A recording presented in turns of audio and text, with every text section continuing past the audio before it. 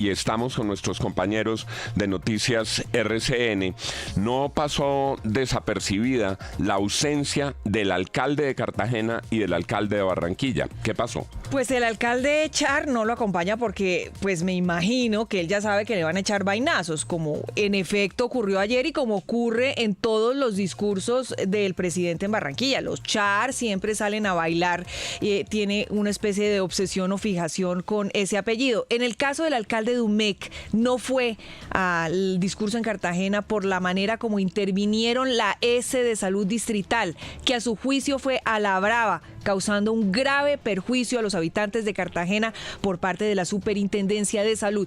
Él, en protesta por ese hecho, decidió no acompañar al presidente en la tarima el día de ayer.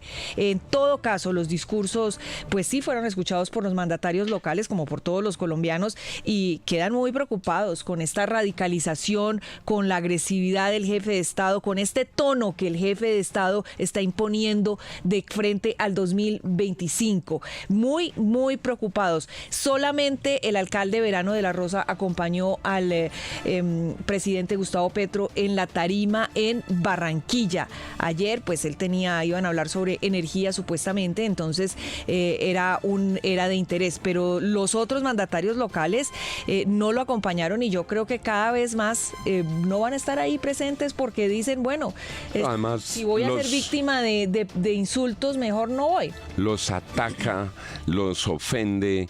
El gobernador Eduardo Verano de la Rosa, el gobernador del Atlántico, seguramente tenía su expectativa de hablar del tema de energía, pero Aldair, lo invito a que escuchemos unos audios que usted ha seleccionado para que nuestros oyentes se den cuenta del tono con el que se está dirigiendo el señor presidente de la República a sus compatriotas en sus más recientes intervenciones. Maldito el parlamentario que a través de las leyes destruye la prosperidad de su propia tierra, de su propio pueblo. Se lo tengo que decir a Char, aunque nunca está aquí para decírselo de frente. Él y sus parlamentarios, por estar pregados a los negocios particulares, no fueron capaces de dar la batalla en el día de ayer para defender a su Barranquilla, a su pueblo, a su región, con tal de no pelear con Bargallera. Pregunto con todo respeto, ¿maldito el parlamentario que se vende por unos cargos? ¿Malditos los parlamentarios que son capaces de votar en un sentido porque les ofrecen gabelas en el gobierno? ¿Esos no son malditos? ¿No son malditos los parlamentarios que terminaron por cuenta del gobierno y en asocio con el gobierno metidos en el rollo de la unidad de gestión de riesgo? ¿Cuáles son los malditos parlamentarios? Porque es que la acusación es brutal frente a la democracia. Uno sí muchas veces piensa con lo de la unidad de gestión de riesgo. Yo también pensé, malditos parlamentarios. Malditos, porque se robaron la plata al pueblo. Pero entonces, ¿son malditos los que votan en contra de un proyecto y los que se robaron la plata no son malditos? Y queda muy clara la estrategia del presidente Gustavo Petro, don Juan, de lo que viene de cara a las elecciones. Aquí el presidente lo que está haciendo es simplemente subir el nivel del discurso, radicalizar el discurso con el propósito de mover a las masas a ver un enemigo de frente y así llevarlos a las urnas, como dijeron en algún momento, a votar emberracados. Eso es lo que pretende el presidente Petro. Y además, ya con unas implicaciones que tienen que ver incluso con el cumplimiento, profesor Fernando Quijano Velasco, director de la República, de las obligaciones financieras del Estado. Les pido a nuestros compañeros que tengan listo un audio que ha seleccionado Aldair sobre las implicaciones y la inminencia de un incumplimiento de la deuda. Oigámoslo para que con el profesor Quijano podamos analizar lo que eso implica. Esto es grave, claro, porque lo que se hizo ayer es gravísimo contra el pueblo. Nos llevaron casi al borde del default, que llaman default, dicen los ingleses, default los franceses, que es la cesación de pagos del gobierno, pensando ladinamente que si caemos en esa situación no financiamos el programa de gobierno, entonces en el 2026 ellos llegarán de nuevo a volver a plantear. Mira, 6:20 minutos. Profesor Quijano, el presidente en ese discurso, si hubiera motivos de zozobra entre los inversionistas y entre la banca por el cumplimiento de las obligaciones de Colombia, aquí pueden quedar confirmados. Él habla de un riesgo de cesación de pagos y él habla de un default. Explíquele a nuestros oyentes, profesor, por favor, ¿eso qué implica? Varias cosas. Es la tercera vez que el gobierno nacional habla de una cesación de pagos, que técnicamente es conocido como un default. Es que el gobierno no pague la deuda, que el gobierno retrase la deuda o que el gobierno posponga el pago de la deuda. Eso se conoce como cesación de pagos, como default.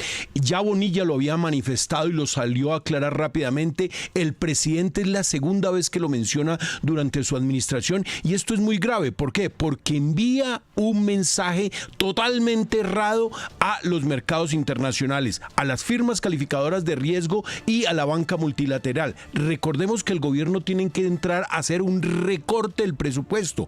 Un grueso del presupuesto se va en pago de deuda. Si lo que está diciendo el presidente es que dentro del recorte presupuestal que está obligado va a hacer una cesación de pagos, estaríamos en la peor de las situaciones de la economía colombiana desde los años 80, cuando fue la crisis de la deuda en toda América Latina. Esto no es menor, es toda una información eventual que él le envía a los mercados y vamos a ver qué dice el ministro de Hacienda, el doctor Guevara, que tiene que salir a reaccionar, a decirle, mire, no se va a recortar el pago de la deuda, porque lo que nos está pretendiendo decir el presidente es que dentro del recorte de la deuda está el pago. Eso sí está, el pago de las acreencias internacionales, eso sí es muy grave. Profesor Quijano, una calificadora de riesgos, hay dos que nos quitaron la calificación, una la mantiene. Si oyen este discurso, ¿qué pueden pensar?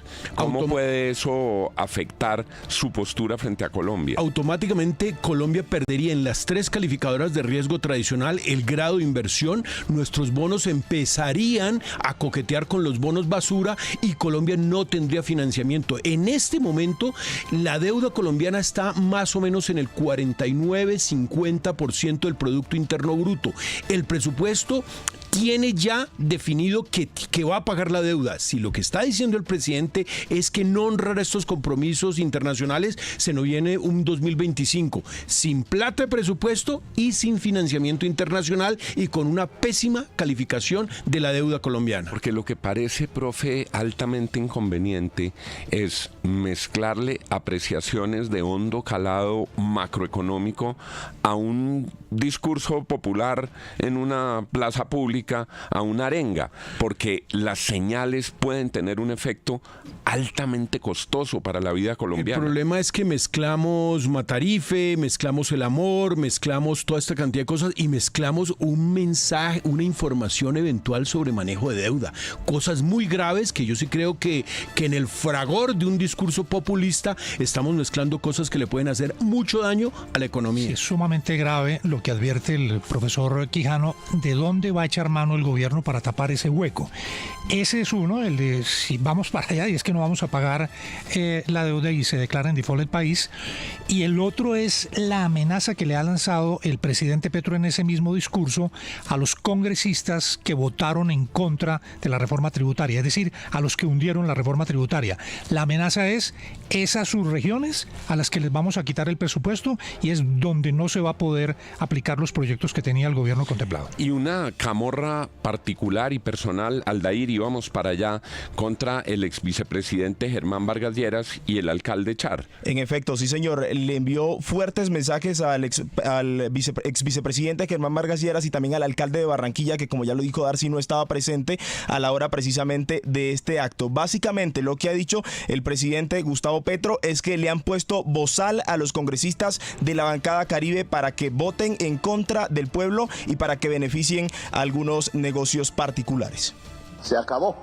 No tienen ya nada más que hablar con nosotros, ni nosotros nada que esperar de ellos. La relación del gobierno con las comisiones económicas ha finalizado. Ellos verán si aprueban presupuestos o créditos.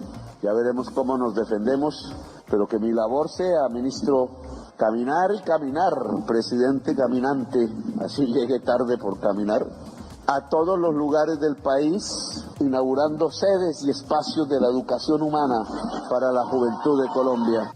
Mire, don Juan, esta es otra advertencia bastante fuerte que hacía el presidente Gustavo Petro. Anuncia su divorcio definitivo con las comisiones económicas, tanto del Senado como de la Cámara de Representantes, faltando aún que se apruebe el presupuesto del 2026 y adicionalmente porque ya se está hablando de otra reforma tributaria que presentaría el gobierno ante el hundimiento precisamente de este proyecto. Divorcio que llega, Santiago, después de que son los de las comisiones económicas los que están en pasarela por la Corte porque supuestamente habrían recibido recursos cuando tenían que aprobar un cupo en la Comisión Interparlamentaria de Crédito Público. Divorcio después de que el escándalo judicial los tiene con el agua al pescuezo, Santiago. De los 9 congresistas que están siendo investigados por la Corte Suprema de Justicia, por la Sala de Instrucción y que han tenido que ir a la Corte a ser entrevistados por los hechos de corrupción, 7 son de la Comisión Interparlamentaria de Crédito Público y todos esos 7 son de las comisiones tercera de Hacienda, que son los que están interesados en los proyectos, en la sostenibilidad fiscal y en aprobarle al gobierno cupo de endeudamiento, don Juan. Llega un poco tarde ese divorcio, me parece, después de varios expedientes judiciales, después de los carrotanques, después de los contratos. Entonces, al paso de esta votación que ha causado un verdadero tsunami político, el presidente de la República dice no más con las comisiones económicas. ¿Y saben que no me parece mal? Me parece que por la transparencia de la democracia en Colombia, cada loro en su estaca. Lo que está mal es que los gobiernos estén manoseando a los de las comisiones económicas. Lo que esté mal es que los de las comisiones económicas tantas veces en el pasado se prestaron para recibir prebendas a cambio de votar unos proyectos. A mí me parece bien, me parece